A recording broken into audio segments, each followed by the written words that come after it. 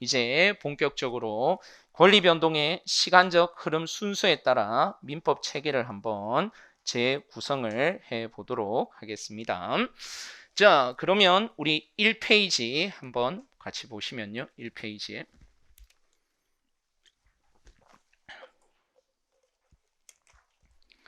자, 로마자 이제 세 번째 우리가 스토리를 중심으로 해서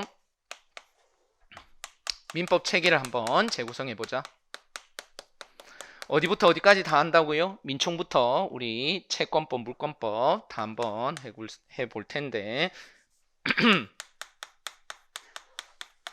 자, 관련해 가지고 우리 제일 처음에 이제 출발해야 될 것은 민법이란 무엇인가부터인데 여러분 민법이 뭐예요? 민법 그 개념 정의가 민법의 개념 정의 거기 3페이지부터 나오는데 3페이지에 거기 첫 줄에 나와 있죠. 목차 밑에 바로 밑에 민법이란 한마디로 얘기하면 사법상 권리 변동을 규율하는 일반법이다. 민법이란 사법상 권리 변동을 규율하는 일반법이다. 자, 그러면 하나하나 분석해 보면 사법상 권리 변동을 규율한 일반법이다. 그럼 민법은 뭐가 아니라는 거죠? 공법이 아니라는 거잖아. 그래서 여러분이 아시는 대로 공법은 국가와 개인 간의 관계를 규율한 법으로서 대표적으로 헌법, 그 다음에 우리 시험범위에 있는 형법, 형사소송법 뭐 이런 것들이 다 공법이죠. 그렇죠? 그러나 사법은 개인과 개인 간의 법적 관계를 규율하고 있는 법으로서 우리 민법, 뭐 민사소송법 이런 것들이 이제 사법인데 사법상 권리 변동을 규율하는 일반법이다. 자, 개별법도 꽤 많습니다. 즉 특별법이요. 뭐 주택임대차 보호법부터 시작해서 다양한 특별법들이 있는데 모든 사법상 권리 변동에 다 규율될 수 있는 일반적인 법으로서 단행화된 법률로는 법조문이 제일 많죠. 1조부터 1118조까지. 그러면 이러한 이 민법의 핵심은 바로 권리 변동을 규율하는 일반법이다. 그러면 이 권리 변동에 대해서 우리가 한번 살펴볼 텐데 그러면 사법상 권리에는 어떤 사법상 권리가 있느냐? 보통 민법 교과서에 보면 처음에 이제 사법상 권리의 종류에 대해서 막 쭉 나오는데 우리는 사법상 권리와 관련해서 다른 거는 크게 신경 쓰지 말고 재산권을 중심으로 살펴보면 되는데요. 예를 들어서 저는 딸아이가 셋이거든요. 제가 딸만 셋입니다. 그래서 우리 딸아이를 성년이 되기 전까지 보호하고 교양하고 그 다음에 감독해야 될 권리도 있고 의무도 있는데 이거를 법적으로 친권이라고 그러죠. 친권. 근데 이거는 재산권이 아닌 가족권이죠. 가족권. 그런 거 말고 우리가 지금 배울 거는 재산권이요. 재산권.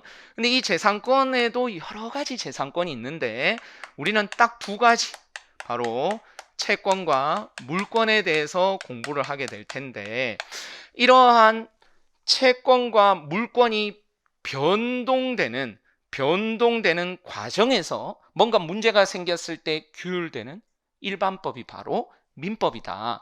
그럼 이때 말하는 변동은 권리가 발생되거나 또는 권리가 소멸되거나 또는 권리가 변경되는 요 세 가지를 합해서 이제 권리 변동이라고 하거든요. 그러면 여기서 이제 우리가 요거를 스토리를 중심으로 해서 즉 권리가 변동되는 시간 흐름 순서에 따라서 제가 민법 총칙부터 해가지고 채권 강론까지 한번 재구성을 해드리겠다고.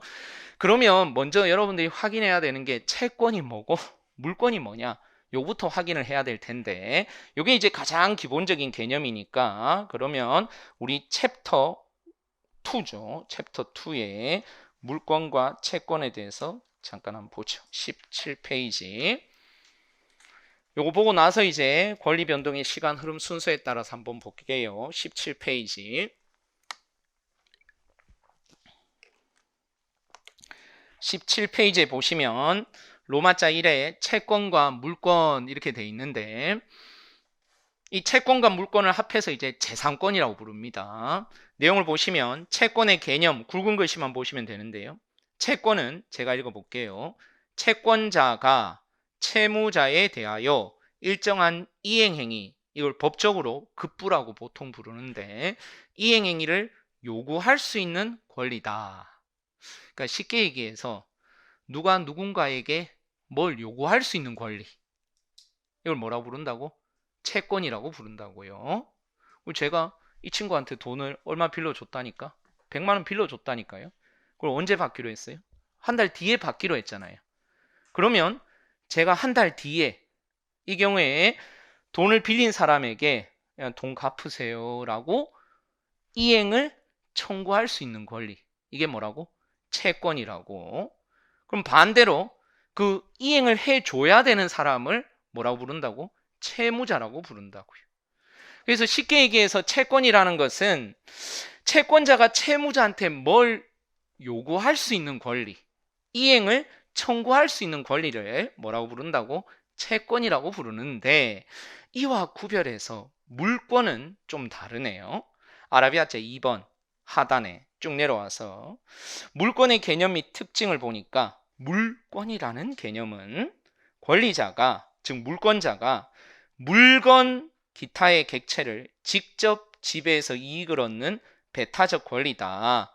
그러니까 쉽게 얘기해서 물권은 물건을 직접 지배할 수 있는 권리. 뭐라고요? 물권은 물건을 직접 지배할 수 있는 권리라고. 따라서 그 다음 문장 보시면 이 권리는 권리자가 객체에 직접 지배력을 발휘하는 것이고 권리를 실현하기 위해서 다른 사람의 협력을 필요로 하지 않는다. 이 물통에 대한 소유권, 이건 뭐의 일종이죠? 물권의 일종이거든요. 근데 저에게 이 물권을, 즉 소유권을 가지고 있다는 말은 이 물건을, 즉 물통을 누구의 간섭도 받지 않고 내가 뭐 할 수 있다고? 사용하고 수익하고 처분할 수 있다고. 이땐 누구의 도움이 필요 없어요. 채권을 실현하려면 누구의 도움이 필요해요? 채무자가 이행을 해줘야죠. 그렇죠? 아시겠죠? 자, 그러면 이게 채권하고 물권하고 어떤 상관관계가 있느냐? 잘 들어보세요. 이러한 채권이 발생되기 위한 행위가 바로 17페이지 제목에 나와 있는 채권행위고요. 그 다음에 이 물권을 발생시키고 소멸시키고 변경하는 행위가 바로 무슨 행위냐면 물권행위거든요. 그럼 잘 들어보세요.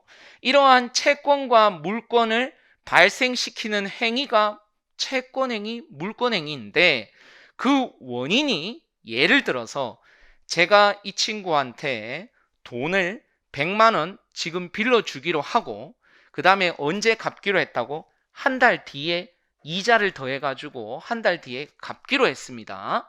그러면 지금 그렇게 약속을 했어.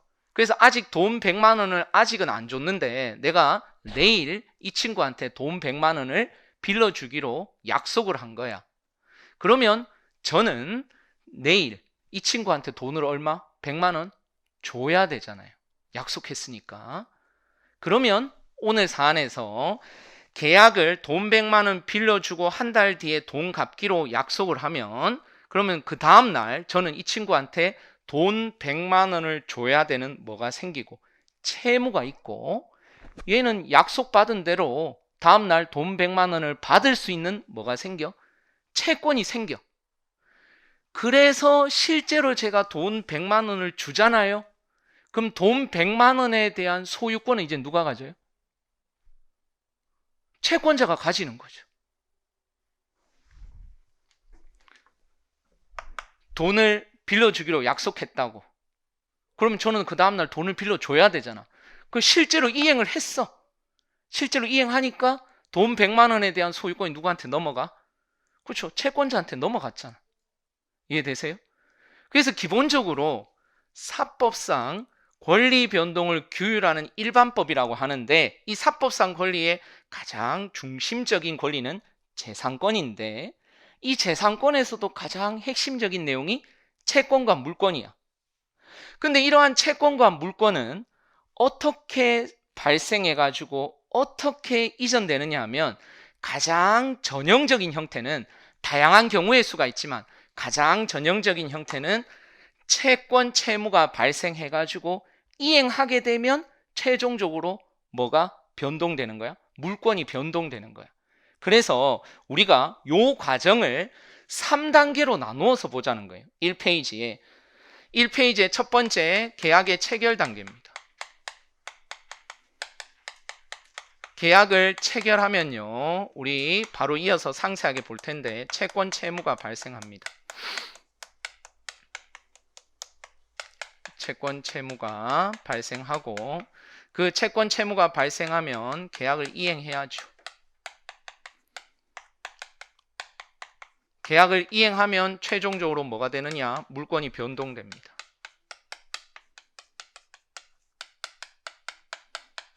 요게 권리 변동의 3단계입니다. 3단계. 그래서 요거를 제가 조금 더 구체적으로 설명을 해드릴 텐데 그 1페이지 보시면 1페이지에 계약 체결 단계에서의 하자 첫 줄 두 번째 줄에 그 다음에 계약 이행 단계에서의 하자 그 다음에 권리 침해까지의 사례 풀이 구조 뭐 이렇게 돼 있는데 계약 체결을 해가지고 계약을 이행하면 최종적으로 물권이 변동되는데 이 과정 가운데 아무런 문제가 없다. 민법이 관여할 이유가 없죠. 민법이 작동돼야 될 이유가 없는데 요 각각의 단계에서 뭔가 문제가 생기는 거예요. 예를 들어 계약 체결 단계, 계약의 이행 단계, 최종적으로 물권이 변동된 단계에서 뭔가 문제가 생겼을 때 우리 민법이 어떻게 작동하느냐와 관련해서 단순하게 정리를 하자면 계약 체결 단계에서 뭔가 막 문제가 생겼을 때 규율되는 법이 바로 민법 총칙이에요. 그래서 그 로마자 1번 옆에다가 민총 이렇게 적어보죠. 색깔펜으로 로마자 1에 계약 체결 단계에서의 하자 검토 옆에다가 민총이라고 색깔펜으로 하나 적고요. 그 다음에 페이지 넘겨서 로마자 2번에 계약은 제대로 체결됐어. 계약은 체결됐는데 계약이 이행이 안 돼. 약속한 날짜에 돈을 안 줘. 약속한 날짜에 돈을 안 갚아. 이때 발생되는 이 문제점을 규율하는 법이 바로 채권법이에요. 그래서 로마자 2번에 2페이지 목차 로마자 2번에 적법 유효하게 계약이 체결되었는데 계약의 이행 단계에서 뭔가 문제가 발생했을 때 규율되는 법이 뭐라고? 채권법이라고. 채권법. 그 다음에 마지막으로 계약이 제대로 이행됐으면 물권이 변동이 될 거 아니에요. 그렇죠? 그럼 물권이 다 변동되었는데 이때 발생되는 문제점이 가장 전형적인 문제점이 이 물권이 침해되는 거예요. 제가 앞에서 이 물통에 대한 소유권이 제 건데 도둑놈한테 뺏겼어. 이런 형태로 물권이 변동됐는데 물권이 침해되는 거야. 요때 규율되는 법이 바로 물권법이에요.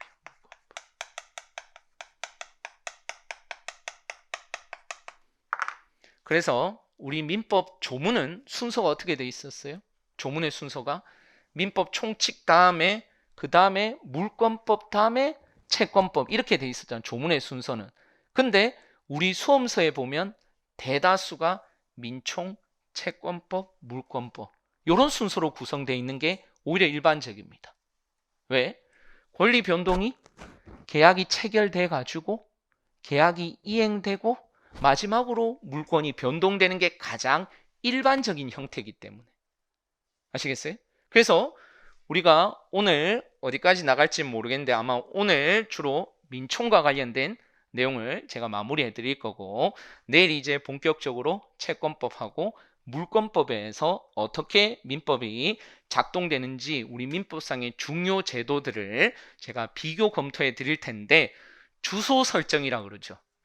이게 민법의 큰 틀 안에서 요렇게 여기에서 문제되는구나만 알아도 여러분들이 이게 실타래처럼 이렇게 다 연결이 돼 있다고. 근데 그 연결된 걸 우리가 다 알 필요는 전혀 없어. 어차피 우리가 사례 문제를 풀 것도 아니기 때문에. 다만 우리가 민법의 각각의 제도들을 이해할 때 이 제도의 위치가 여기에 있는 거구나. 이 제도가 이쪽하고 이렇게 연결이 돼 있으니까 판례도 이렇게 비슷비슷하구나. 여러분이 나중에 어느 정도 여기서 이제 한 반 정도가 공부를 어느 정도 해보신 분이라 그랬는데 민법이 제일 어려운 게 판례가 너무 많다 보니까 헷갈려요. 근데 이걸 단편적으로만 외우기 시작하면 계속 외우기만 해야 돼. 그러니까 점수가 보통 단편적으로 공부를 하면 70점대까지는 무난하게 올라갑니다. 열심히만 하면. 근데 문제는 85점을 넘어야 여유 있게 점수를 받을 수 있는데 그 80에서 85 넘어가기가 이게 쉽지 않아요.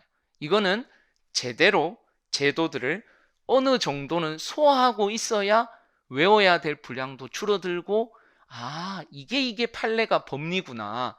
이게 이해가 돼야 여러분들이 손쉽게 민법을 정복할 수 있고 재미도 생겨요. 왜냐하면 이해 없이 그냥 드립딱 암기만 해가지고는 이 공부량이 많다 보니까 재미가 없어요. 어느 시점에 들어가면. 근데 이러한 흐름을 타고 여러분들이 공부를 하다 보면 이게 재밌어진다고 아시겠죠? 물론 딱 재밌을 때 합격하셔야 되긴 한데 이게 너무 재밌다 그러면 여러분들이 판검사 변호사 하시면 되겠고, 그래서 아무튼 여러분들이 그런 부분에서 제가 요 1페이지부터 해서 요 틀잡기를 한 번 더 할 테니까 여러분 같이 한번 재밌게 쫓아가 보도록 하겠습니다. 잠깐 쉬었다 갈게요.